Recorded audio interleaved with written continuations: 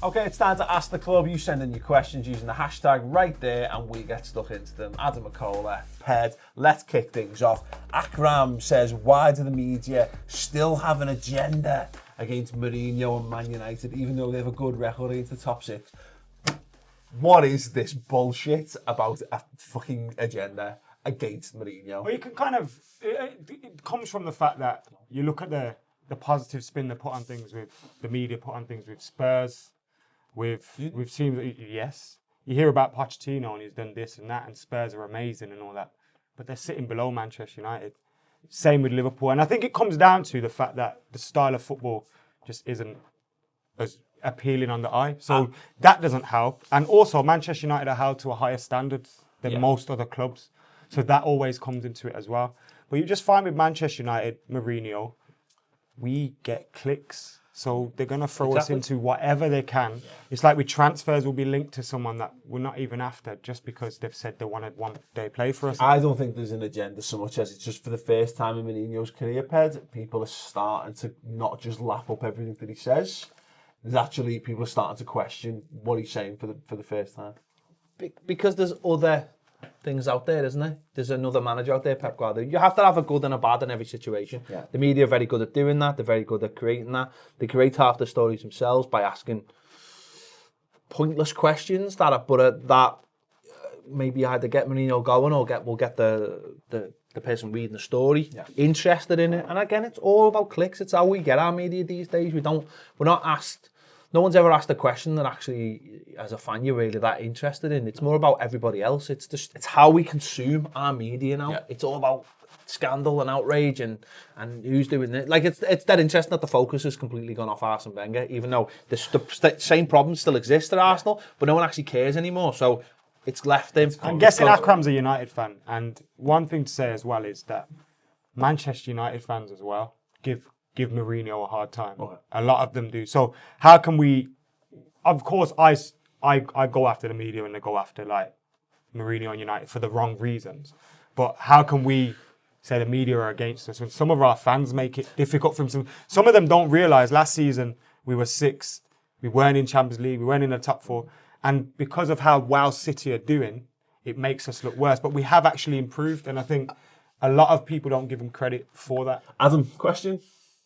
Yes, NUFCJ says, NUFCJ18, does Rafa deserve to be in the running for manager of the season, sitting in the top 10 after spending £19 million, hashtag net spend, and we have the best defence outside the top 7 and a better one than Arsenal, hasn't everybody? Also fifth in the form table since Christmas, only defeats to Man City, well, we've seen how crap they are, and Liverpool. You should get that in there. Look, few people love Rafa Benitez as much as I love Rafa Benitez. I think he's worth mentioning. I think I've got no problems discussing it. I think we're all going to say the same man after Guardiola. Sean Dyche? Yeah, I would. Klopp? No. Yeah, Sean Dyche. I think Sean Dyche is very good.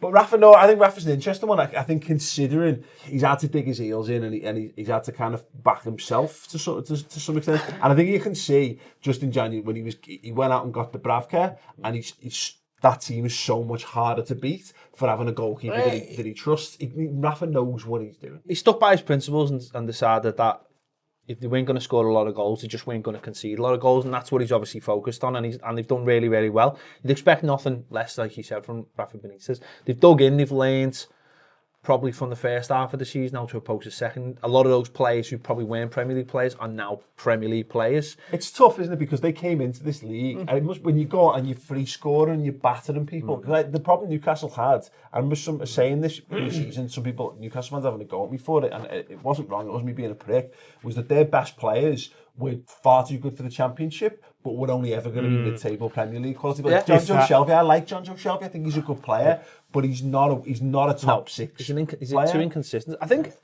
oddly, the whole will he be bought, won't he saga has actually helped Rafa Benitez, because what it's done is it's pushed Mike Ashley away, because he's like, he should have sold the club and he hasn't, and he sort of had to take a couple of steps backwards, and where it was all like, normally Ashley probably be like, you need to do your job better. Rafa's been able to turn it round and go, And I think hang for on, once- actually, shouldn't you have got me some money this year? And it's been left alone because of that. And I think for once Newcastle have a manager that they kind of feel lucky to have. So none of the fans are getting on his back for no reason. Because I find one of the problems with Newcastle is they think they're up here when they're not actually. No, They're no. not actually. Do you know what I mean? So I think he's been able to, because he's bigger than the club in a way. Like he should be at better team than Newcastle. I think he's helping the fans. Give me a one shot for this. I actually think Newcastle fans have been really good this season and have actually tailored their expectations a lot better than I normally think they would do.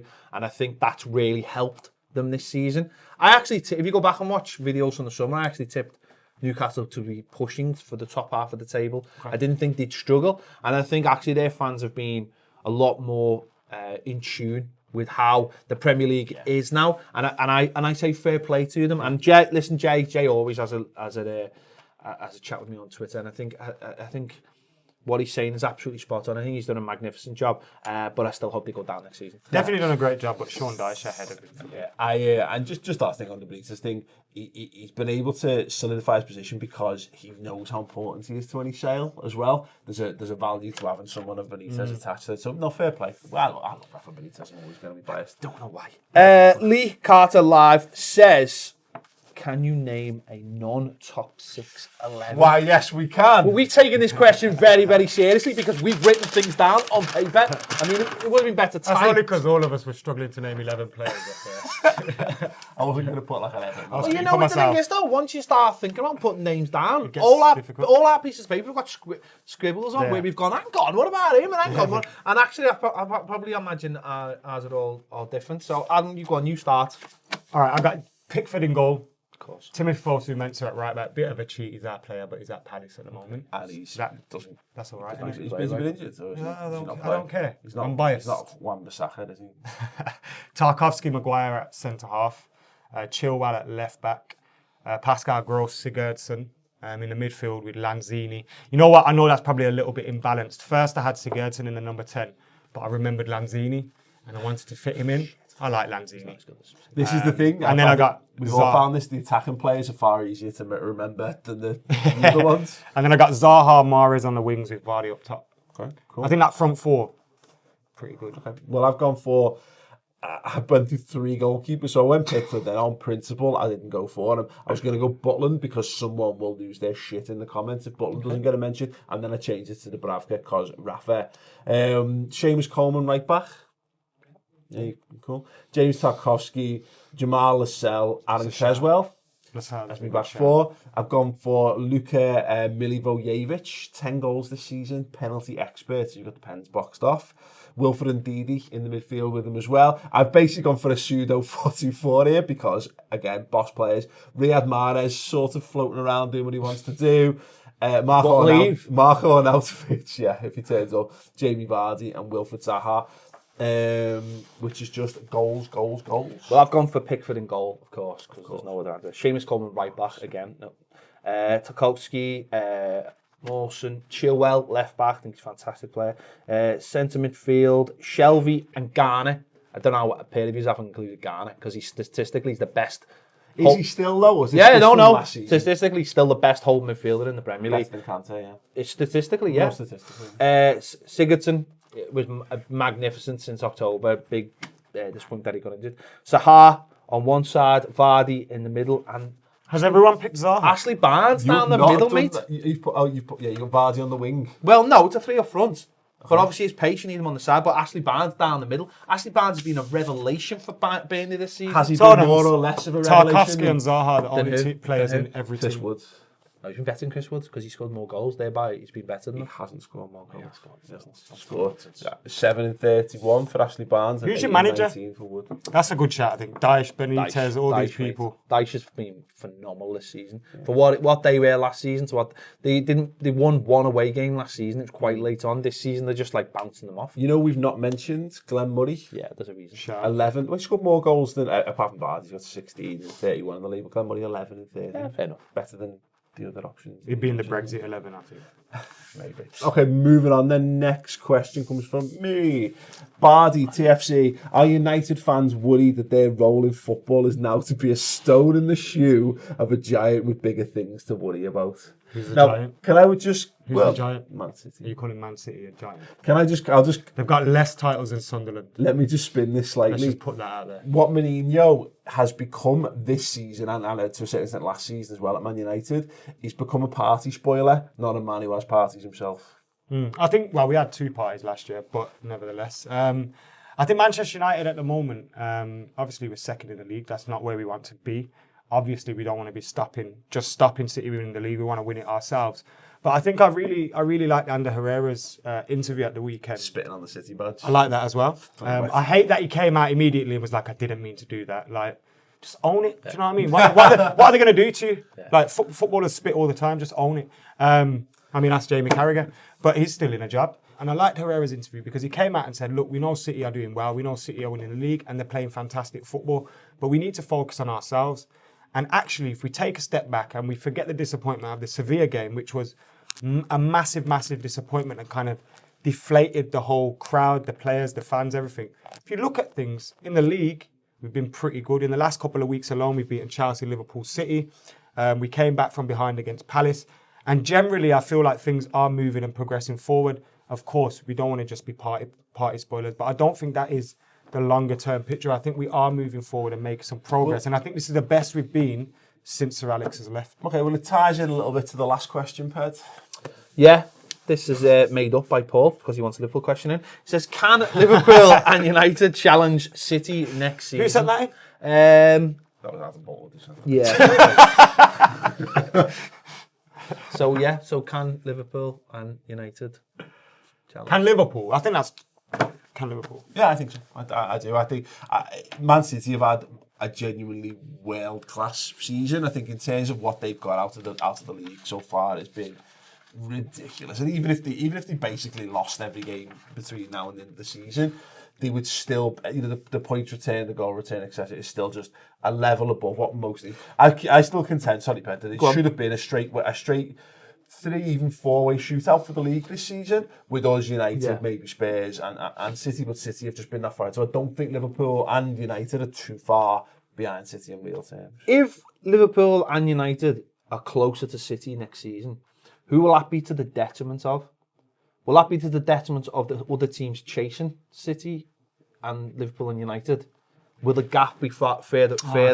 Or will it be to the detriment of everyone else in the league? Do you understand what I mean? Sometimes you have a league season where the teams at the top are so far away that you get like 12 teams who could be relegated. That's what I'm trying to say. Will the gap be the top 3 and then Tottenham and Chelsea and Arsenal be miles behind? It's tough because there's no reason why Chelsea won't be back right up there again. You would especially never if they fall out of that Europa League spot, which is possible. You never bet against Chelsea just having a perfect storm of good new players, new manager, and having a good season. Arsenal, who knows what's going to happen with Arsenal. I would. Any team in the Europa League is never winning the Premier League. I think it could be a competitive 6 or 7 still. Yeah.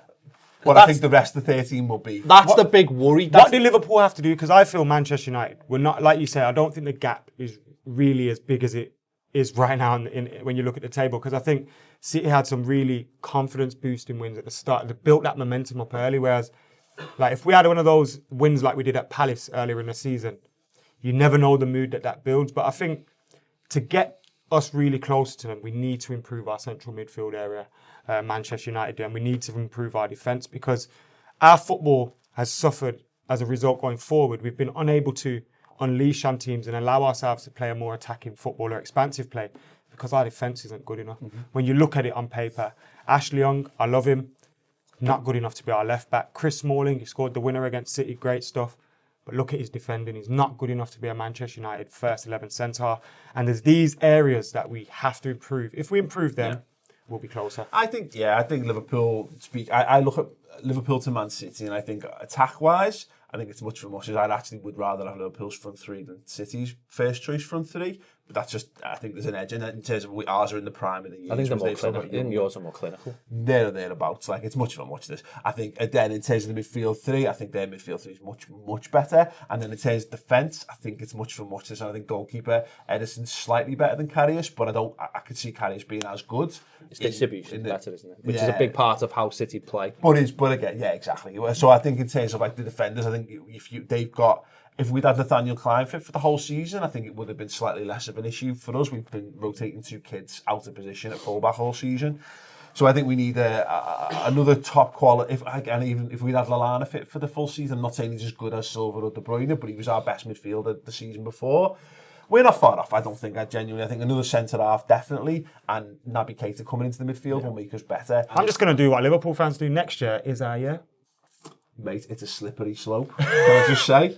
I love this. I love watching Man United pundits who've won 15 league titles just going on TV and moaning after every performance. We've had 30 years of that shit. It is a death of 1,000 cuts, and it couldn't be more deserving for the people who support Man United. We'll be back. Listen, drop a like on the video if you enjoy it. If you think that Liverpool and Man United and Spurs and Chelsea and Arsenal, any of them both can challenge with Man City next season, Everton, drop a like. Everton, if you think Everton can crack the top 7 again, with Marco, drop a like on the video. Just get me WrestleMania on the NES. That's all I want. Subscribe to the Ball Street channel. Subscribe to Adam, Pez and myself as well, and we'll see you next week on Monday.